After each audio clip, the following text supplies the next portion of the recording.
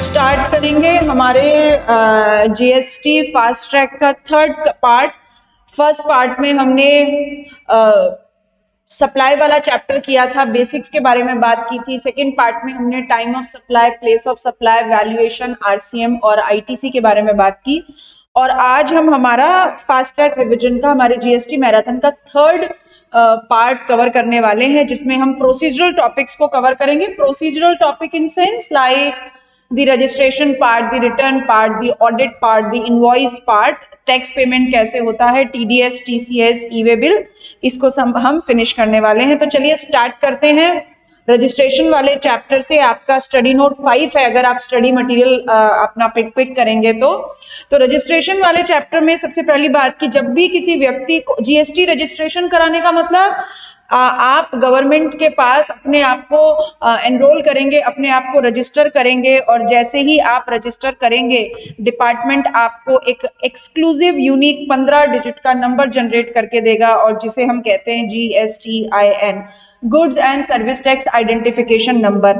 और जब भी आप GSTIN लेने जाएंगे तो इसके लिए आपको GST-REG 01 में एप्लीकेशन देनी पड़ेगी। फॉर्म नंबर याद रखेंगे, एमसीक्यू के पॉइंट ऑफ व्यू से इंपॉर्टेंट है।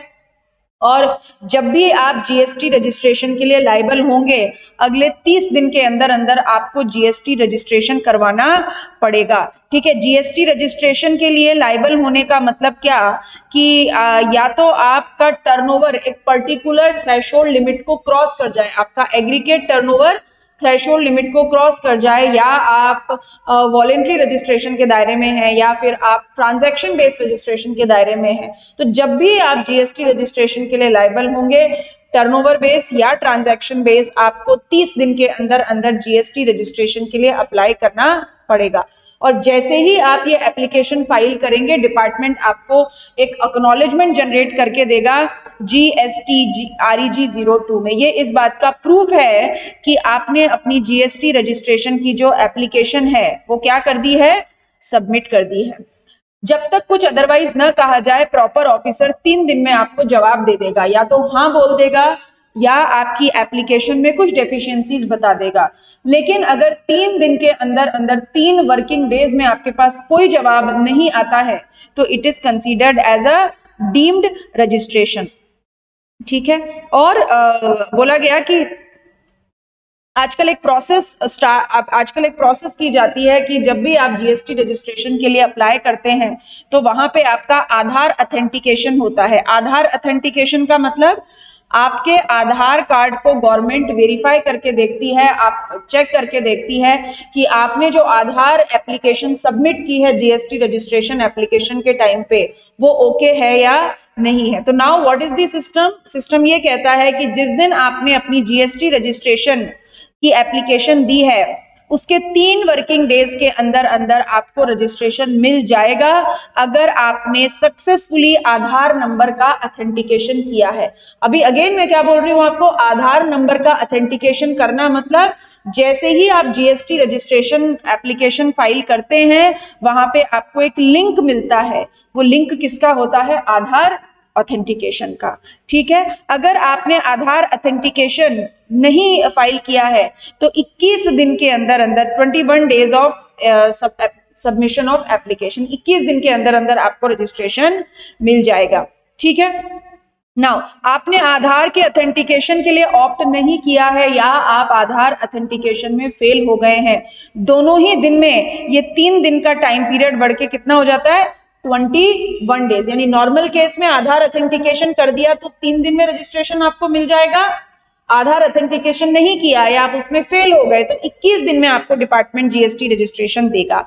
और अगर इतने दिन में आपको जीएसटी रजिस्ट्रेशन ना मिला तो फिर आप उसको क्या मान लेना, डीम्ड रजिस्ट्रेशन मान लेना, डीम्ड अप्रूवल मान लेना। ठीक है, अब मान लीजिए 3 दिन या 21 दिन के अंदर अंदर डिपार्टमेंट ने आपको क्या किया, एक क्वेरी जनरेट करके दे दी, मतलब एक डेफिशिएंसी डिनोट करके दे दी कि भाई आपके जीएसटी रजिस्ट्रेशन में ये कमी है। इन दैट केस आपको क्या करना होगा, अगले 7 दिन के अंदर अंदर आपको जवाब देना पड़ेगा। और जिस दिन आप जवाब देंगे, आपके क्लैरिफिकेशन, आपको जवाब देने का समय भी 7 दिन है, और आपके क्लैरिफिकेशन से 7 दिन के अंदर अंदर आपको जीएसटी रजिस्ट्रेशन मिल जाएगा, और अगर ना मिला तो डीम्ड रजिस्ट्रेशन मान लिया जाएगा। ठीक है, और अगर मान लीजिए आप आधार अथेंटिकेशन में फेल हो गए या आपने आधार अथेंटिकेशन को ट्राई नहीं किया, तो फिर डिपार्टमेंट आपके प्लेस ऑफ बिजनेस का फिजिकल वेरिफिकेशन कराएगा। यानी एग्जाम में सवाल पूछा जा सकता है कि क्या जीएसटी रजिस्ट्रेशन के टाइम पे place of business, POB stands for place of business का फिजिकल वेरिफिकेशन मैंडेटरी है क्या? फिजिकल वेरिफिकेशन तभी होगा जब आपने आधार को ऑथेंटिकेट न करवाया हो या फिर आपने आधार ऑथेंटिकेशन में आप फेल हो गए हो। ठीक है, लेकिन जो इंडिया के सिटीजन्स नहीं है या गवर्नमेंट डिपार्टमेंट्स हैं या गवर्नमेंट स्टैब्लिशमेंट्स हैं, कोई लोकल अथॉरिटी है, कोई स्टैट्यूटरी बॉडी है, कोई पब्लिक सेक्टर अंडरटेकिंग है या कोई यूआईएन होल्डर है, उनके लिए आधार की जरूरत नहीं है। नाउ मैंने आपको बोला कि जीएसटी रजिस्ट्रेशन के लिए लाइबिलिटी कब क्रिएट होती है। दो तरीके से लाइबिलिटी क्रिएट होती है, एक होता है टर्नओवर बेस्ड रजिस्ट्रेशन और एक होता है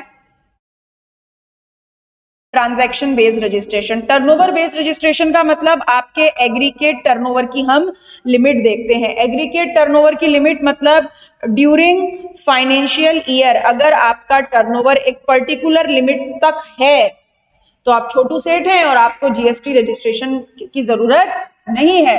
लेकिन अगर आपका during the financial year aggregate turnover इस लिमिट को क्रॉस कर गया तो आपको compulsory turnover based GST registration कराना पड़ेगा। Now what is the limit for aggregate turnover? Aggregate turnover की लिमिट, एक बात ध्यान रखेंगे कि एग्रीगेट टर्नओवर की जो लिमिट है वो स्पेशल चेंज कर लेंगे यहाँ पे, जो जैसे मैंने चेंज किया है। स्पेशल कैटेगरी स्टेट के लिए लिमिट है 10 लाख। स्पेशल कैटेगरी स्टेट के लिए लिमिट है 10 लाख। और अगर स्पेशल कैटेगरी स्टेट नहीं है, स्पेशल कैटेगरी स्टेट का मतलब 4 स्टेट को स्पेशल कैटेगरी स्टेट बोला है। कौन कौन से? MMNT मतलब मणिपुर, मिजोरम, नागालैंड और त्रिपुरा।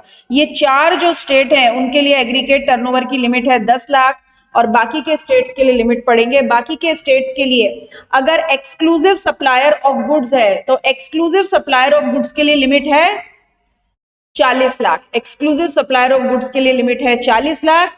अगर केवल सर्विस देने वाला व्यक्ति है तो 20 लाख और अगर गुड्स प्लस सर्विस है तो भी 20 लाख। यानी अगर एक्सक्लूसिव सप्लायर ऑफ गुड्स है तो 40 लाख, अदरवाइज 20 लाख। ठीक है, लेकिन स्पेशल कैटेगरी स्टेट में हमेशा स्पेशल कैटेगरी स्टेट में लिमिट है 10 लाख।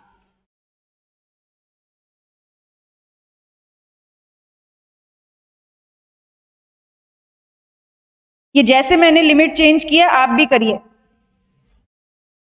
यहाँ पे कुछ टाइपिंग एरर है, ये जिस तरीके से मैंने लिमिट को चेंज किया है आप भी कर लीजिए।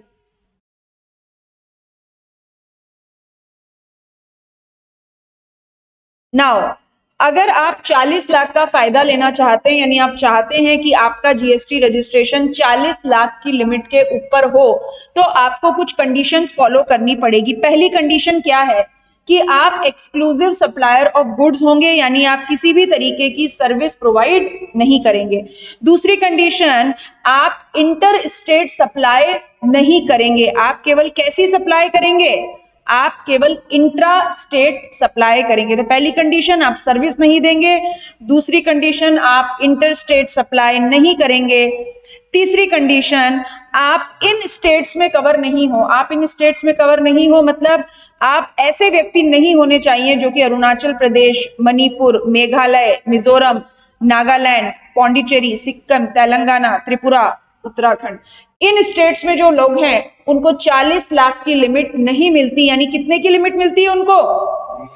20 लाख की। लेकिन इनमें से अगर स्पेशल कैटेगरी स्टेट है यानी मणिपुर, मिजोरम, नागालैंड, त्रिपुरा, तो उनके लिए लिमिट है 10 लाख की। ठीक है, अगर आपको 40 लाख का फायदा चाहिए तो आप ट्रांजैक्शन बेस्ड कंपलसरी रजिस्ट्रेशन के दायरे में कवर नहीं होने चाहिए। एंड आप आइसक्रीम, एडिबल आइस, पान मसाला, टबैको सब्सटीट्यूट्स को सप्लाई नहीं करेंगे। ठीक है, दिस इज अ लिमिट।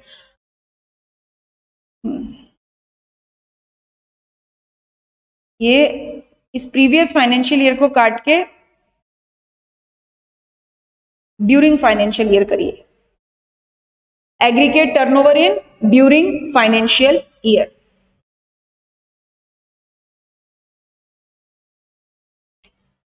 ठीक है,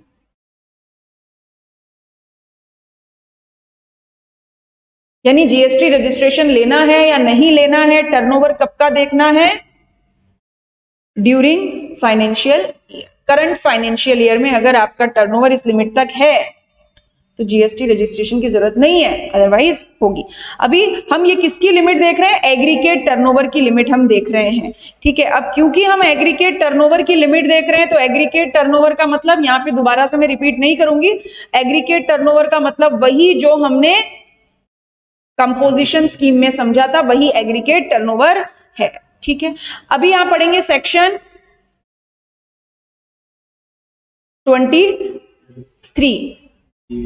हाँ, सेक्शन 23 रजिस्ट्रेशन किसको नहीं चाहिए, तो किसको रजिस्ट्रेशन नहीं चाहिए, ऐसे सप्लायर ऑफ गुड्स जो एक्सक्लूसिवली एग्जम्प्टेड गुड्स या सर्विस देते हैं, या एग्रीकल्चरिस्ट हैं, या जो गवर्नमेंट के द्वारा नोटिफाइड सप्लाई करते हैं, उनको जीएसटी रजिस्ट्रेशन नहीं चाहिए। तो 3 कैटेगरी ऐसी है जो सेक्शन 23 में बताई गई, जिनको जीएसटी रजिस्ट्रेशन की जरूरत नहीं पड़ेगी। Now compulsory registration section 24, this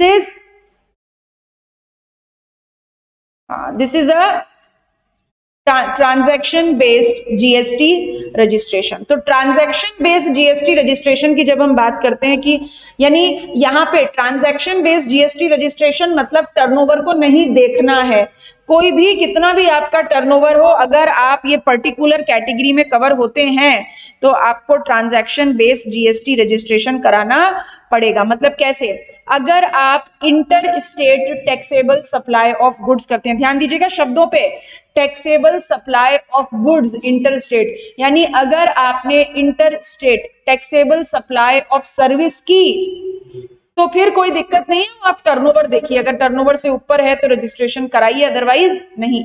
but आपने अगर 1 रुपए का भी taxable goods inter state supply कर दिया तो कंपलसरी जीएसटी रजिस्ट्रेशन कराना पड़ेगा। सीटीपी एनआरटीपी, आप कैजुअल टैक्सेबल पर्सन है या नॉन रेसिडेंट टैक्सेबल पर्सन है, रिवर्स चार्ज मैकेनिज्म में कवर होते हैं। 95 यानी जो हमने 3 service, Ola, OYO, urban clap, passenger transportation, hotel accommodation and housekeeping services, जहां पे ई कॉमर्स ऑपरेटर पे जीएसटी जमा कराने की जिम्मेदारी थी, उनको कंपलसरी रजिस्ट्रेशन कराना पड़ेगा। आप as a agent taxable goods या सर्विस देते हैं तो जीएसटी रजिस्ट्रेशन कराना पड़ेगा। अगर आप इनपुट सर्विस डिस्ट्रीब्यूटर हैं तो जीएसटी रजिस्ट्रेशन कराना पड़ेगा। ठीक है, अगर आप ई कॉमर्स ऑपरेटर के थ्रू गुड्स या सर्विसेज देते हैं तो भी जीएसटी रजिस्ट्रेशन कराना पड़ेगा। अगर आप खुद ई कॉमर्स ऑपरेटर हैं, आप फ्लिपकार्ट हैं, आप अमेजॉन हैं, तो भी जीएसटी रजिस्ट्रेशन कराना पड़ेगा। NOIDAR, अगर आप online information database access retrieval services हैं तो भी जीएसटी रजिस्ट्रेशन कराना पड़ेगा, या जिनको गवर्नमेंट ने नोटिफाई किया है। नाउ यहाँ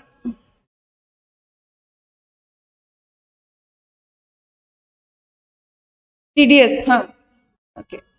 casual taxable person, non resident taxable person लगभग सेम है। कैजुअल टैक्सेबल पर्सन का रजिस्ट्रेशन उसको लेना पड़ता है जिसका किसी पर्टिकुलर स्टेट में प्लेस ऑफ बिजनेस नहीं है, और अगर आपका कंट्री में प्लेस ऑफ बिजनेस नहीं है, इंडिया में नहीं है, तो आप एनआरटीपी का रजिस्ट्रेशन लेंगे। दोनों के लिए कंपलसरी रजिस्ट्रेशन है, और जिस दिन भी आप अपना बिजनेस स्टार्ट करना चाहते हैं उसके 5 दिन पहले, है ना, सीटीपी को भी 5 डेज प्रायर और सेम एनआरटीपी को भी 5 डेज प्रायर। बस फर्क ये है कि सीटीपी जीएसटी आरईजी 01 में अप्लाई करेगा और एनआरटीपी जीएसटी आरईजी 09 में। सीटीपी का भी रजिस्ट्रेशन 90 डेज के लिए वैलिड है और एनआरटीपी का रजिस्ट्रेशन भी 90 डेज के लिए वैलिड है। चाहे आप सीटीपी का रजिस्ट्रेशन ले लीजिए या एनआरटीपी का रजिस्ट्रेशन ले लीजिए, जितने पीरियड के लिए आपको जीएसटी रजिस्ट्रेशन मिल रहा है उतने पीरियड का आपको एडवांस टैक्स, ये इनकम टैक्स वाला नहीं, एडवांस जीएसटी पेमेंट आपको करना पड़ेगा। ना तो सीटीपी कंपोजिशन ले सकता है, ना ही एनआरटीपी कंपोजिशन ले सकता है। सीटीपी रिटर्न भरता है जीएसटीआर 1, 2, 3 और एनआरटीपी भरता है जीएसटीआर 5। सीटीपी एक नॉर्मल टैक्सेबल पर्सन की तरह आईटीसी ले सकता है, but non resident taxable person केवल इंपोर्टेड गुड्स पे लेगा। नाउ रजिस्ट्रेशन प्रोसीजर एग्जाम में एक बार आ चुका है कि रजिस्ट्रेशन प्रोसीजर कैसे होगी। तो रजिस्ट्रेशन प्रोसीजर ये कि जब भी आप जीएसटी रजिस्ट्रेशन के लिए अप्लाई करेंगे जीएसटी आरईजी 01 में, आपको 3 वर्किंग डेज और आधार ऑथेंटिकेशन नहीं हुआ है तो 21 वर्किंग डेज के अंदर आपको जवाब आ जाएगा, और जवाब नहीं आता है तो फिर डीम्ड रजिस्ट्रेशन। अगर 3 या 21 वर्किंग डेज के अंदर अंदर आपको कोई डेफिशिएंसी बताई जाती है, आरईजी 03 में आपको डेफिशिएंसी बताई जाएगी, तो जीएसटी आरईजी 04 में आपको 7 दिन के अंदर अंदर जवाब देना है। ठीक है, और अगर आपके जवाब से प्रॉपर ऑफिसर सेटिस्फाइड हुआ तो अगले 7 दिन में आपको इशू करके दे देगा जीएसटी आरईजी 06। ये क्या है? Yes for GST registration. ठीक है, लेकिन अगर आपके जवाब से प्रॉपर ऑफिसर सेटिस्फाइड नहीं हुआ तो आपको जीएसटी आरईजी 05 में एप्लीकेशन को क्या कर देगा? रिजेक्ट कर देगा। No action within 7 days by proper officer, और अगर आपके जवाब से 7 दिन के अंदर अंदर प्रॉपर ऑफिसर ने कोई डिसीजन नहीं लिया तो वो क्या मान लिया जाएगा? Deemed registration. ठीक है, आपका certificate of registration GST REG 03 में आता है, इंपॉर्टेंट है, ध्यान रखेंगे। जीएसटीआईएन, ठीक है, कितने डिजिट का है? 15 डिजिट का नंबर है। आपके एग्जाम पॉइंट ऑफ व्यू से बड़ा फेवरेट क्वेश्चन इंस्टीट्यूट का। 15 डिजिट का जीएसटीआईएन नंबर होता है, जिसमें 2 डिजिट स्टेट कोड के होते हैं। जीएसटीआईएन क्योंकि पैन बेस होता है इसीलिए इसमें 10 डिजिट पैन के होते हैं, 2 आपके एंटिटी कोड होता है और 1 आपका चेकसम नंबर होता है। ठीक है, now this was the registration procedure. अब हम बात करेंगे कैंसिलेशन ऑफ रजिस्ट्रेशन की, यानी एक बार अगर आपको जीएसटी रजिस्ट्रेशन मिल गया तो वो आपके साथ 7 जन्मों का रिश्ता नहीं है, आपका जीएसटी रजिस्ट्रेशन कैंसिल हो सकता है। कैसे? खुद जीएसटी रजिस्टर्ड पर्सन अपना जीएसटी रजिस्ट्रेशन कैंसिल करा ले। क्यों कराएगा?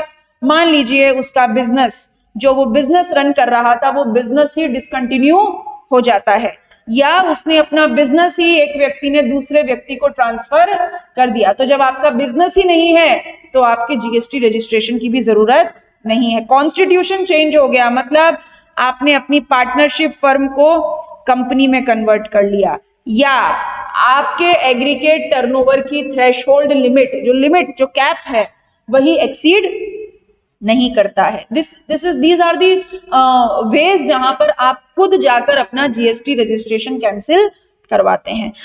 अच्छा, अगर आप खुद नहीं कराते तो जीएसटी ऑफिसर कर सकता है। कैसे करेगा? आपने जीएसटी कानून को तोड़ा, आपने लगातार 3 क्वार्टर तक, हाँ, आपने कंपोजिशन डीलर ने अपने रिटर्न्स को फाइल नहीं किया, या आपने 6 महीने तक अपने जीएसटी रिटर्न को फाइल नहीं किया, आप वॉलेंट्री जीएसटी रजिस्टर्ड पर्सन हैं और 6 महीने तक आपने अपने बिजनेस को स्टार्ट नहीं किया, आपने फ्रॉड्यूलेंटली जीएसटी रजिस्ट्रेशन लिया, एंड ये 3 ग्राउंड जो हैं वो न्यूली इनकॉर्पोरेट हुए हैं। ठीक है, तो अमेंडमेंट की बात करें तो 3 ग्राउंड और अभी इंस्टीट्यूट आपके गवर्नमेंट ने इंक्लूड किए कि इन 3 ग्राउंड पे भी ऑफिसर आपका जीएसटी रजिस्ट्रेशन कैंसिल कर सकता है। ग्राउंड नंबर 1, आपने 2 नंबर में माल बेचा, आपने बिना इनवॉइस के गुड्स सप्लाई किया। नंबर 2, आपने सेक्शन 16, जब हमने आईटीसी वाला चैप्टर पढ़ा था तो सेक्शन 16 कुछ कंडीशंस है इनपुट टैक्स क्रेडिट लेने की, उन कंडीशंस को वॉयलेट करते हुए आपने क्रेडिट ली, या आपके जीएसटीआर 1 की वैल्यू 3B की वैल्यू से ज्यादा है। जीएसटीआर 1 में क्या दिखाते हैं हम? Outward supply. तो इस आउटवर्ड सप्लाई पे आपको जीएसटी पे करना है, लेकिन मान लीजिए जीएसटीआर 1 में तो आप दिखा रहे हैं कि मैंने 10 करोड़ की सप्लाई की, और जो 3B जो समरी रिटर्न जाता है महीने की 20 तारीख को, वहां पे आप दिखाते हैं मैंने 8 करोड़ की ही सप्लाई की। हाँ, अभी तो 3, वो जीएसटीआर 3 जाता है। तो अगर वैल्यू में डिफरेंस हुआ तो भी जीएसटी रजिस्ट्रेशन कैंसिल करना है, क्योंकि देखिए दोनों ही रिटर्न आपके हैं तो मिसमैचिंग हो ही नहीं सकती।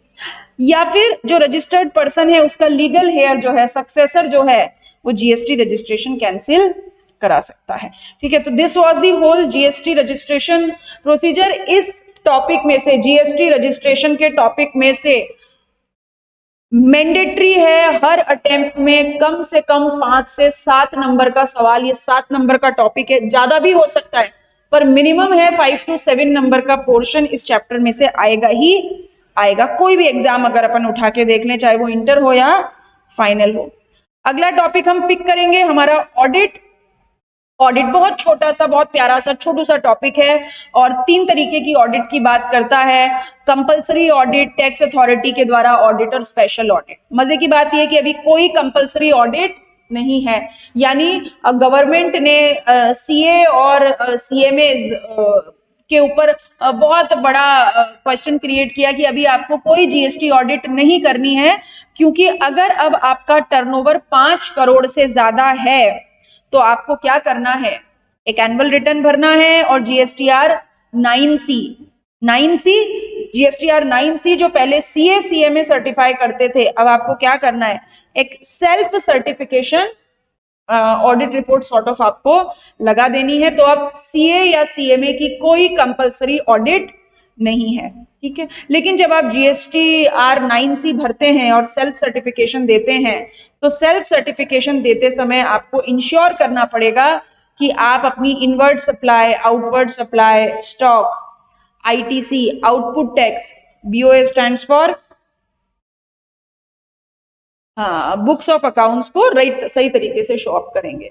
ठीक है, लेकिन ये वाली बात उन सेंट्रल, स्टेट या लोकल अथॉरिटी के डिपार्टमेंट्स पे लागू नहीं होती है जिनको सीएजी ऑडिट करता है, means controller and auditor audit करता है। राइट, ठीक है।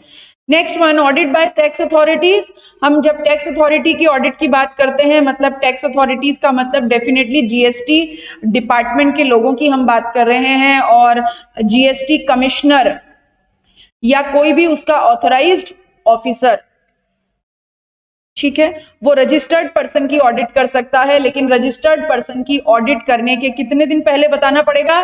15 दिन पहले उसको नोटिस देना पड़ेगा कि भाई देखो आपकी हम ऑडिट करना चाहते हैं। टैक्स अथॉरिटीज जो ऑडिट करेगी वो कितने महीने में कंप्लीट हो जानी चाहिए? 3 महीने में कंप्लीट हो जानी चाहिए। लेकिन किसी कारण से अगर 3 महीने में कंप्लीट नहीं हो पाई तो कमिश्नर 6 महीने तक का एक्सटेंशन दे सकता है। यानी कितना टाइम हो गया? 3 + 6, 3 months ओरिजिनल पीरियड, 6 महीने एक्सटेंडेड पीरियड। ठीक है, रजिस्टर्ड पर्सन जो भी अथॉरिटीज हैं उनको रीजनेबल इंफॉर्मेशन और असिस्टेंस देगा। मतलब ऐसा नहीं हो सकता कि वो ताला लगा के कमरे में सो जाएगी, मेरे को नहीं पता, कर लो ऑडिट तुमको जो करनी है, ऐसा नहीं होगा। और जब भी ऑडिट होगी, कंक्लूड होगी, तो प्रॉपर ऑफिसर को 30 दिन के अंदर अंदर अपनी फाइंडिंग्स के बारे में बताना पड़ेगा। किसे? जिसकी ऑडिट हुई, मतलब रजिस्टर्ड पर्सन की। और अगर कुछ गड़बड़ हुई तो प्रॉपर ऑफिसर सेक्शन 73 और 74 में, ठीक है, एक्शन ले सकता है। मतलब नॉन फ्रॉड केस या फ्रॉड केस में एक्शन इनिशिएट कर सकता है। स्पेशल ऑडिट क्या होगी? स्पेशल ऑडिट नाम ही स्पेशल है, इसीलिए इन ऑडिट से अलग होगी। मतलब किसी भी, चाहे वो कंपनी ऑडिट हो, टैक्स ऑडिट हो, जीएसटी ऑडिट हो, XYZ कोई भी ऑडिट हो, उन सब से हटके अगर किसी इंक्वायरी इन्वेस्टिगेशन के दौरान assistant commissioner, AC air condition नहीं है, गर्मी का टाइम है आपको लगे एयर कंडीशन है, नहीं, this is assistant commissioner. Assistant commissioner या उसके सीनियर ऑफिसर को केस की कॉम्प्लेक्सिटी देखते हुए ये लगता है कि इस पर्टिकुलर रजिस्टर्ड पर्सन से रेवेन्यू को नुकसान होने वाला है, इसने अपने गुड्स को अंडर वैल्यू किया है या गलत इनपुट टैक्स क्रेडिट ले ली है, तो वो क्या करेगा? कमिश्नर की प्रायर अप्रूवल लेगा। और कमिश्नर की प्रायर अप्रूवल से किसको नॉमिनेट करेगा? सीए और सीएमएस को। ठीक है, और फिर वो सीए और सीएमएस जो हैं ऑडिट करेंगे। क्योंकि केस स्पेशल है, स्पेशली सीए और सीएमए को नॉमिनेट किया जा रहा है, कमिश्नर की अप्रूवल यहाँ पे चाहिए, और ऑडिट करने का समय है 90 डेज। अगर सीए या सीएमए 90 दिन के अंदर ऑडिट नहीं कर पाते तो असिस्टेंट कमिश्नर और 90 दिन का टाइम एक्सटेंड कर सकता है। यानी यहाँ पे time limit 90 plus 90 original period और 90 extended period. OBH opportunity of being heard, opportunity of being heard दिया जाएगा उस रजिस्टर्ड पर्सन को, और जो भी एक्सपेंसेस रेम्यूनरेशन वगैरह है वो सब कौन देगा? कमिश्नर, क्योंकि कमिश्नर ने हाँ बोला ऑडिट के लिए, वही देगा। जो भी इस स्पेशल ऑडिट की फाइंडिंग्स है रजिस्टर्ड पर्सन को बताना पड़ेगा और अकॉर्डिंगली एक्शन लिया जाएगा। ठीक है, तो अगर बात करें तो इस ऑडिट वाले चैप्टर में से इंस्टीट्यूट जनरली शॉर्ट नोट्स आते हैं। ठीक है, शॉर्ट नोट्स आते हैं। ठीक, तो शॉर्ट नोट्स के लिए ये जो कंटेंट यहाँ पे लिखा है this is more than enough, पूरे प्रोविजंस को ये कवर करता है। अगला स्टडी नोट हम उठाएंगे पेमेंट ऑफ टैक्स। देखिए, आपने जैसे ही जीएसटी रजिस्ट्रेशन करवाया, आपके GSTIN से आप gst.gov.in, ये गवर्नमेंट का पोर्टल है, और आप अपने goods and service tax identification number से क्या कर सकते हैं? लॉगिन कर सकते हैं। जैसे ही आप लॉगिन करेंगे, गेट खुलते ही, ठीक है, मतलब पोर्टल खुलते ही आपके सामने आपको 3 लेजर दिखेंगे, ई कैश लेजर, ई क्रेडिट लेजर, ई लाइबिलिटी लेजर। ई लाइबिलिटी लेजर क्या शो करेगा? आपका GST पेबल। ई क्रेडिट शो करेगा आपका ITC अवेलेबल, और ई कैश लेजर आपका शो करेगा payment in government account. Government account में जो पेमेंट करना है वो शो अप करेगा। एक बात कि ई क्रेडिट लेजर हमने पढ़ा था कि इनपुट टैक्स क्रेडिट का केवल यूज कहां हो सकता है? आउटपुट टैक्स के पेमेंट में। यानी ई क्रेडिट लेजर में पड़े बैलेंस से आप इंटरेस्ट, पेनल्टी, फीस, फाइन पे नहीं करोगे, लेकिन ई कैश लेजर का दिल बहुत बड़ा है। ई कैश लेजर में पड़े पैसे से आप कुछ भी पे कर सकते हो, टैक्स, इंटरेस्ट, पेनल्टी, फी, फाइन, एक्सेट्रा एक्सेट्रा, कुछ भी। ठीक है, अगली बात, सबसे बड़ा मुद्दा जीएसटी में इनपुट टैक्स क्रेडिट का है, और इनपुट टैक्स क्रेडिट को यूटिलाइज करने का मैनर क्या? एक ही रूल है कि सबसे पहले आईजीएसटी की आईटीसी को, हाँ, आईजीएसटी के पेबल से सेट ऑफ कीजिए। सबसे पहले आईजीएसटी पेबल सेट ऑफ होगा, सबसे पहले आईजीएसटी की आईटीसी सेट ऑफ होगी, और उसके बाद आपकी इच्छा हो वैसे करिए। पहले सीजीएसटी को यूज कीजिए, पहले एसजीएसटी को यूज कीजिए, यूटीजीएसटी को कीजिए, जो करना हो कीजिए, पर ध्यान रखिए CGST and SGST Bharat Pakistan है। ठीक है, मतलब आईजीएसटी की क्रेडिट किसी से भी सेट ऑफ हो सकती है। क्या बोल रही हूं मैं, ध्यान से सुनिएगा। आईजीएसटी की क्रेडिट किसी से भी सेट ऑफ हो सकती है, लेकिन करना किससे पहले? सबसे पहले आईजीएसटी पेबल से। सीजीएसटी की क्रेडिट किसी से भी सेट ऑफ हो सकती है, लेकिन एसजीएसटी से नहीं हो सकती। एसजीएसटी की क्रेडिट किसी से भी सेट ऑफ हो सकती है, लेकिन सीजीएसटी से नहीं हो सकती, और यूटीजीएसटी से भी नहीं हो सकती है। ठीक है, तो यही यहां पे लिखा हुआ है। ओके, तो ये this is a sequence of utilization. जो आपके ई क्रेडिट लेजर का बैलेंस है, आप उसे कैसे सेट ऑफ करेंगे, और जब आप स्टडी मटेरियल उठा के देखेंगे, हमने क्वेश्चन भी किया था आपके सीएमए इंस्टीट्यूट के मॉड्यूल में, इसके ऊपर क्वेश्चन भी गिवन है। Now restriction on use of amount available in electronic credit ledger. ठीक है, ये एक अभी लेटेस्ट अमेंडमेंट आया कि अगर किसी भी टैक्सेबल पर्सन का टर्नओवर किसी पर्टिकुलर मंथ में कम से कम 50 लाख रुपए है, किसी भी टैक्सेबल पर्सन का टर्नओवर अगर किसी मंथ में कम से कम 50 लाख रुपए है, तो उसे कम से कम 1% टैक्स अपने ई कैश लेजर से पेमेंट करना पड़ेगा। मतलब आपके पास आईटीसी है, बहुत खुशी की बात है, खुश हो जाइए, लेकिन स्टिल 1% अमाउंट आपको कैश में पेमेंट करना पड़ेगा। लेकिन ये प्रोविजन किस पे ऊपर एप्लीकेबल नहीं है?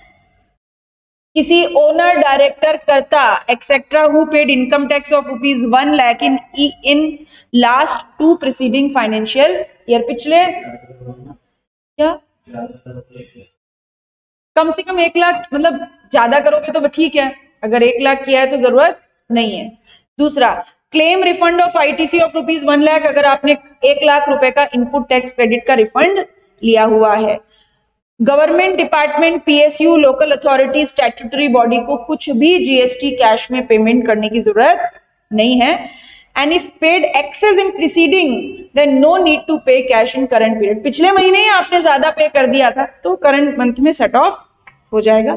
रजिस्टर्ड पर्सन ऑफिसर से इस बारे में रिलैक्सेशन की बात कर सकता है, उसकी इच्छा है अगर आपको इस प्रोविजन से वेव ऑफ कर दे तो।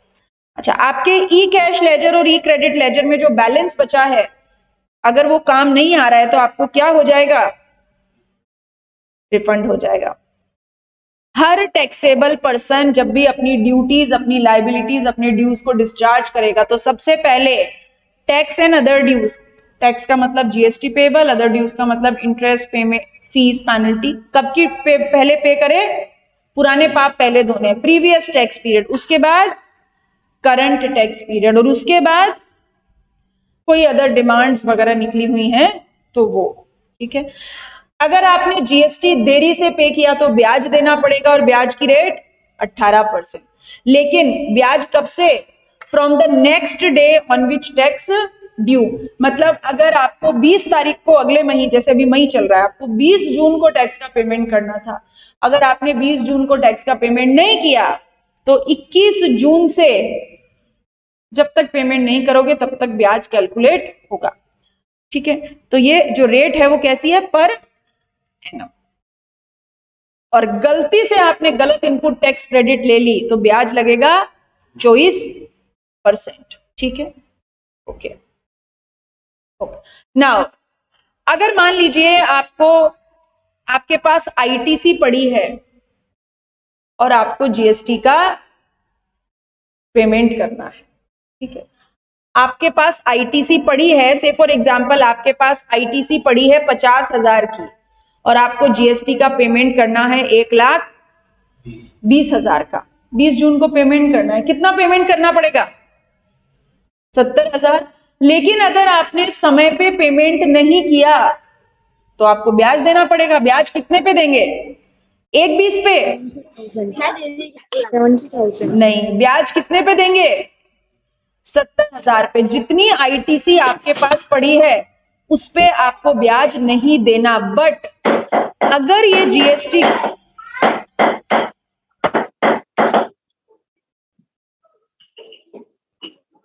वीना आप अपना प्लीज मेक श्योर, डिस्टरबेंस हो रहा है, आप अपना माइक ऑफ करिए।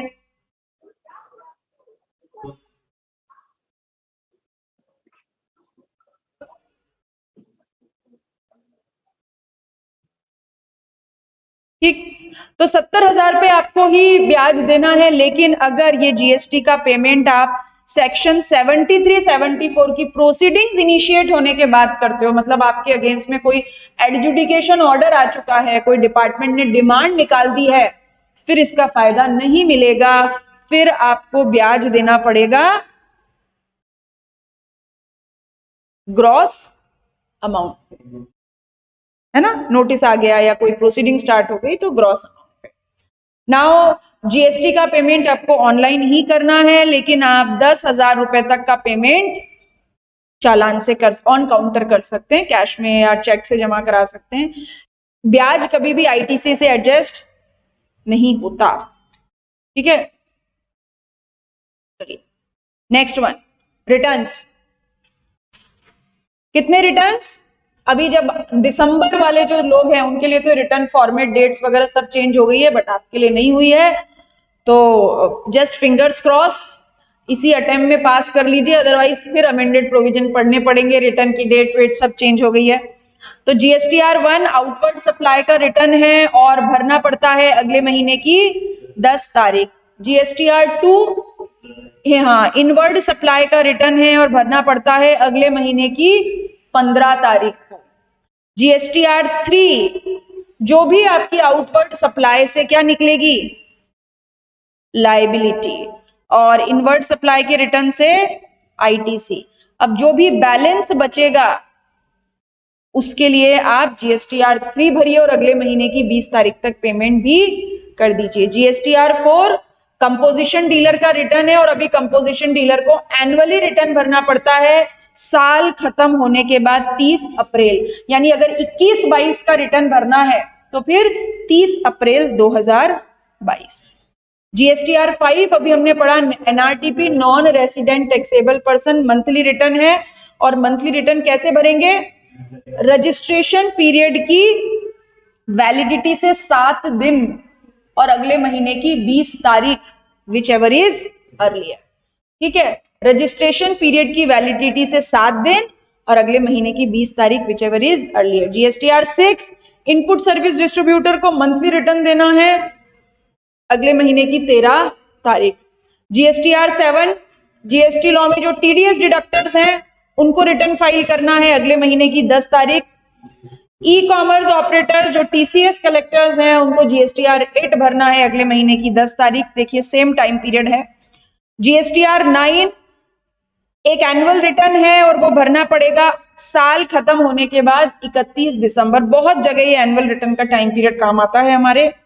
जीएसटीआर 9A कॉम्पोजिशन डीलर को एक एनुअल रिटर्न भरना है। ये वो एनुअली रिटर्न, देखिए रिटर्न एनुअली और एनुअल रिटर्न दोनों अलग अलग बातें हैं। कंपोजिशन डीलर को भी एनुअल रिटर्न भरना है और वो साल खत्म होने के बाद 31 दिसंबर।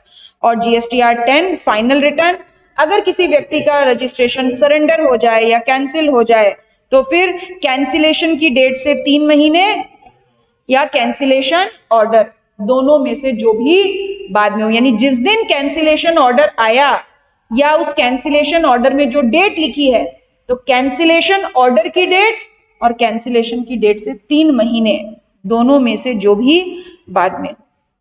एक और बात, ये भी अमेंडमेंट है कि अगर किसी रजिस्टर्ड पर्सन को अभी नील रिटर्न भरना है तो उसे प्रॉपर रिटर्न भरने की जरूरत नहीं है। वो एक अपने रजिस्टर्ड मोबाइल नंबर से केवल मैसेज भेज देगा और ओटीपी से वेरीफाइड कर देगा, यानी अब नील रिटर्न के लिए वो लंबी चौड़ी पोर्टल पे जाके प्रोसेस करने की जरूरत नहीं है।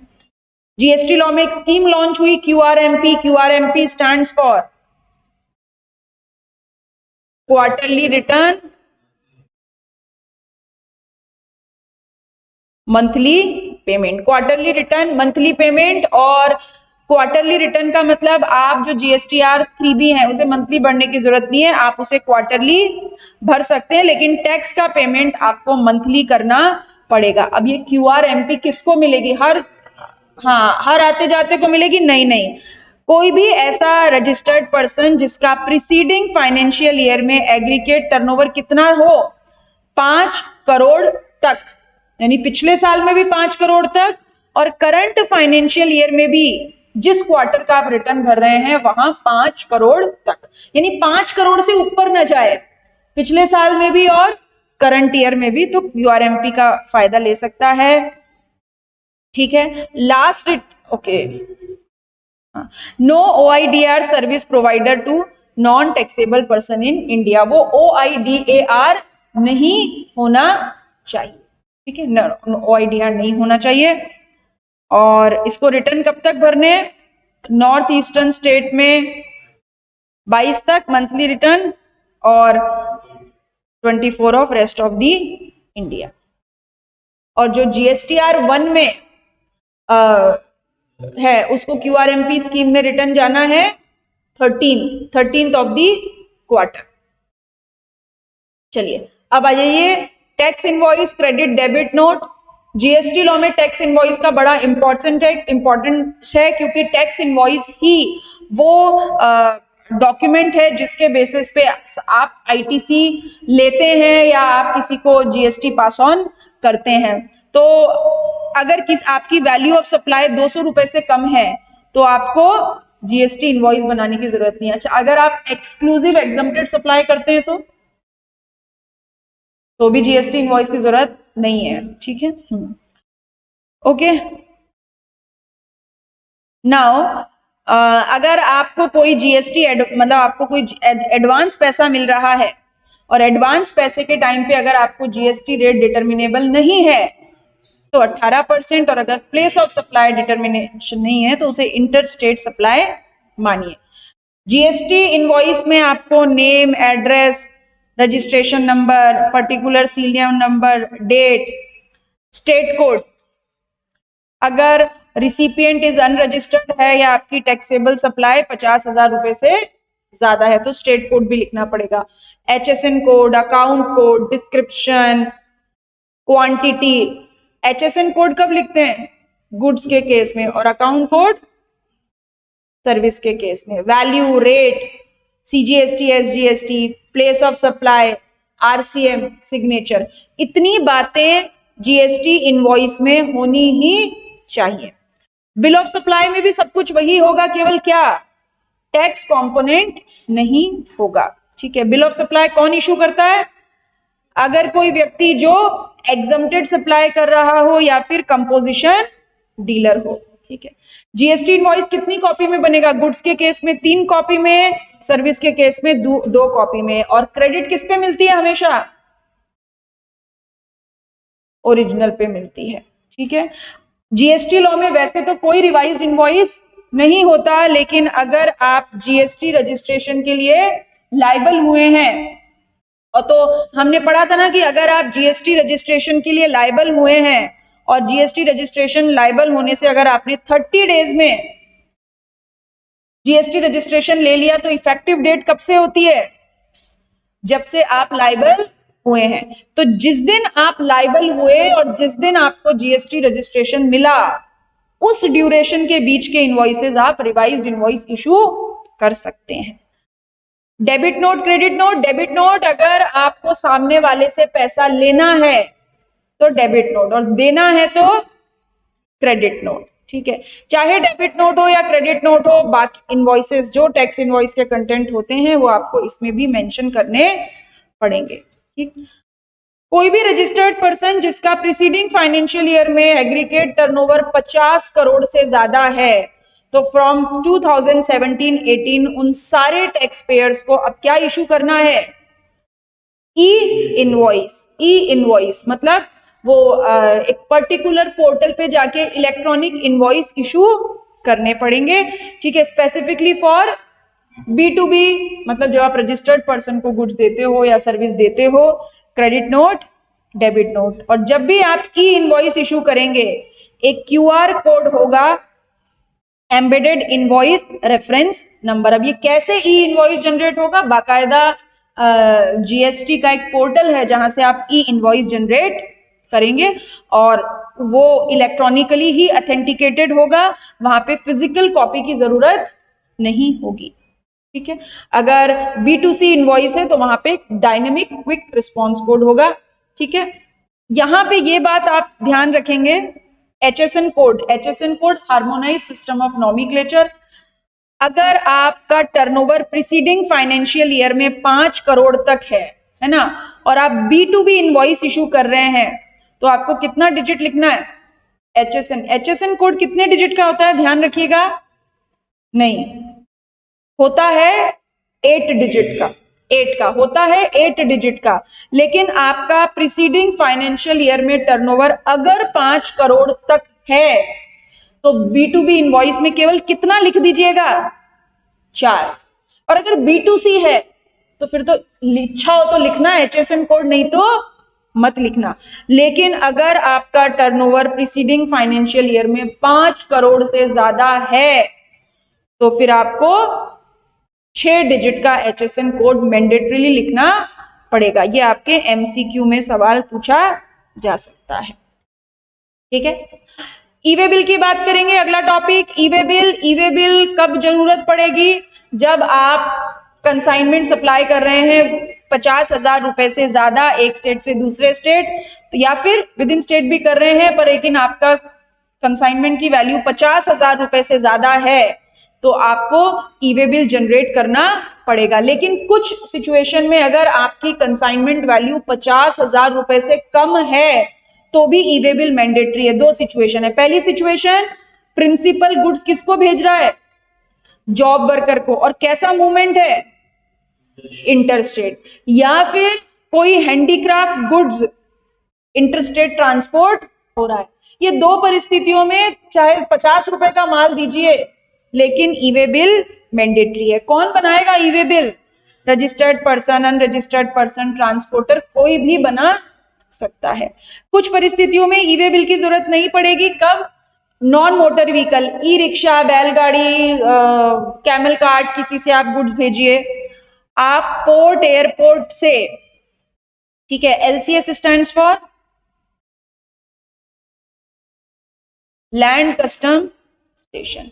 Port, airport, land custom station से अगर आईसीडी या सीएफएस गुड सप्लाई होता है, ठीक है।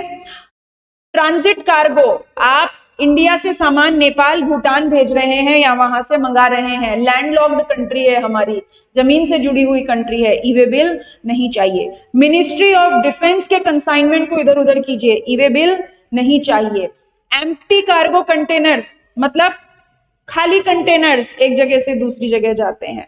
आप 20 किलोमीटर के दायरे में, आपकी फैक्ट्री में वेब्रिज नहीं है, वेब्रिज धर्म काटा, ट्रक्स को वेट करवाना है, वेब्रिज नहीं है, और तो आप 20 किलोमीटर के दायरे में अगर आप गुड्स भेज रहे हैं केवल किस लिए? फॉर द पर्पस ऑफ वेब्रिज, तो नहीं चाहिए, ठीक है। POB stands for place of business, ठीक है।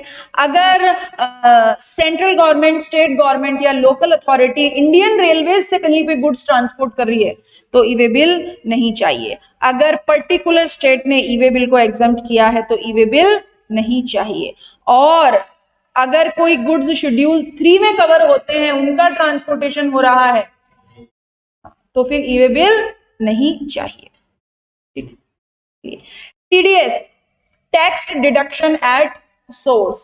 टीडीएस, जीएसटी लॉ में टीडीएस के प्रोविजन दिए हुए हैं सेक्शन 51 में, और टीसीएस के प्रोविजन दिए हुए हैं section 52 of CGST act. TDS क्या बोलता है? टीडीएस के प्रोविजन बोलते हैं कि अगर आपने मतलब कोई भी, मैं, आप, कोई भी, अगर आपने इन पर्टिकुलर लोगों को गुड्स सप्लाई किया, कितना?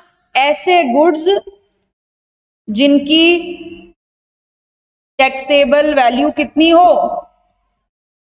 2,50,000 रुपए से ज्यादा। अगर आप इन पर्टिकुलर लोगों को 2,50,000 रुपए से ज्यादा का टैक्सेबल वैल्यू का गुड्स सप्लाई करते हैं, गुड्स नहीं, सर्विस भी हो सकती है, मतलब ऐसी टैक्सेबल सप्लाई करते हैं जिसकी वैल्यू 2.5 लाख रुपए से ज्यादा है, तो फिर ये जो पर्टिकुलर रिसिपिएंट है ना, ये आपको पेमेंट करेंगे टीडीएस काट के, आफ्टर टीडीएस।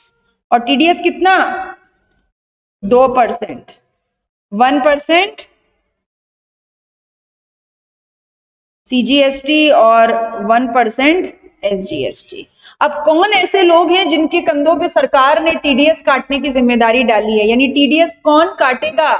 रिसिपिएंट काटेगा, ठीक है। कौन कौन होगा ऐसे रिसिपिएंट? फर्स्ट वन, आप सेंट्रल गवर्नमेंट, स्टेट गवर्नमेंट के किसी डिपार्टमेंट, स्टैब्लिशमेंट को सप्लाई कीजिए। आप इंडियन रेलवेज को कुछ सप्लाई कीजिए, इंडियन रेलवे सेंट्रल गवर्नमेंट का डिपार्टमेंट है, टीडीएस काट के पैसा देगा। आप लोकल अथॉरिटी, आप जेडीए को कुछ सप्लाई कर दीजिए, नगर निगम को कुछ सप्लाई कर दीजिए, टीडीएस काट के पैसा देगा। गवर्नमेंट एजेंसी, आज आप सीबीआई को कुछ सप्लाई कर दीजिए, पैसा जीएसटी, टीडीएस काट के पेमेंट करेंगे, ठीक है। या फिर कोई भी ऐसी कैटेगरी जिसको कि गवर्नमेंट ने काउंसिल के रिकमेंडेशन पे नोटिफाई किया है। किसको नोटिफाई किया है?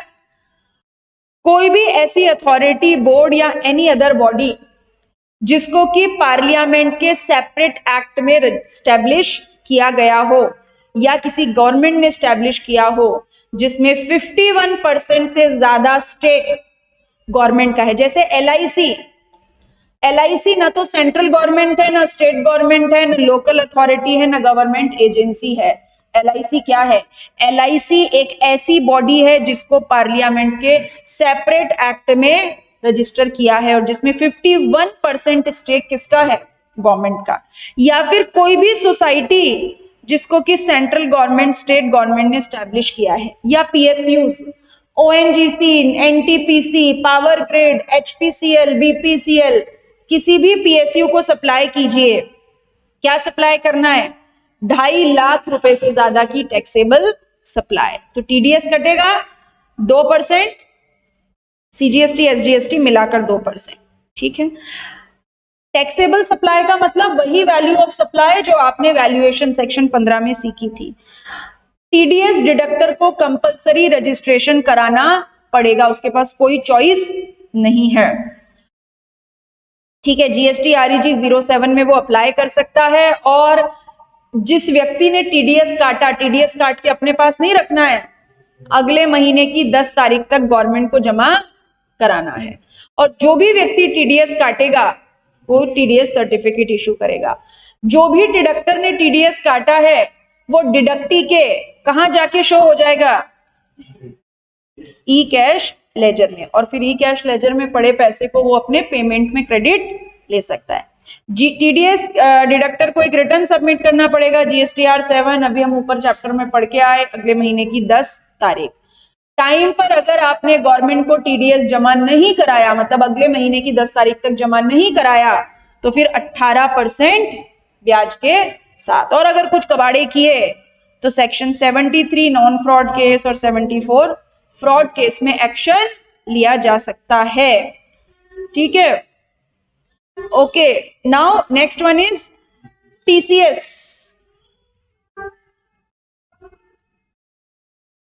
ठीक है। टीसीएस, नाउ अगला प्रोविजन टीसीएस, और टीसीएस बात करता है सेक्शन 52 ऑफ सीजीएसटी एक्ट 2017, और टीसीएस क्या बोलता है कि आप ई कॉमर्स ऑपरेटर हैं, कौन से वाले, 9 सबसेक्शन 5 को छोड़कर, अदर देन 9 सबसेक्शन 5। 9 सबसेक्शन 5 में हमने क्या पढ़ा था, 9 सबसेक्शन 5 में हमने पढ़ा था, just a minute, I am taking a 1 minute break, I am coming back.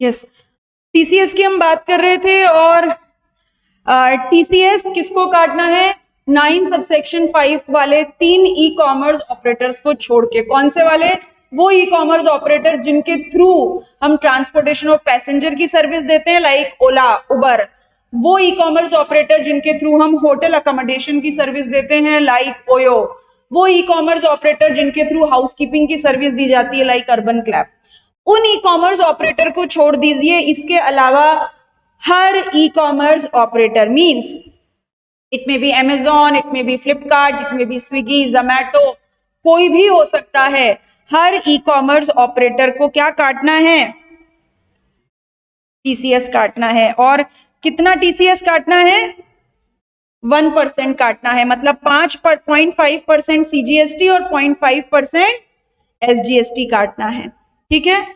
अभी ध्यान दीजिएगा, टीडीएस में एक मिनिमम हमारी टैक्सेबल सप्लाई की लिमिट थी, 2.5 लाख रुपए से ज्यादा की टैक्सेबल सप्लाई हो, यहाँ कोई लिमिट नहीं है। ई कॉमर्स ऑपरेटर के थ्रू अगर 100 रुपए की भी सप्लाई हुई तो भी टीसीएस कटेगा।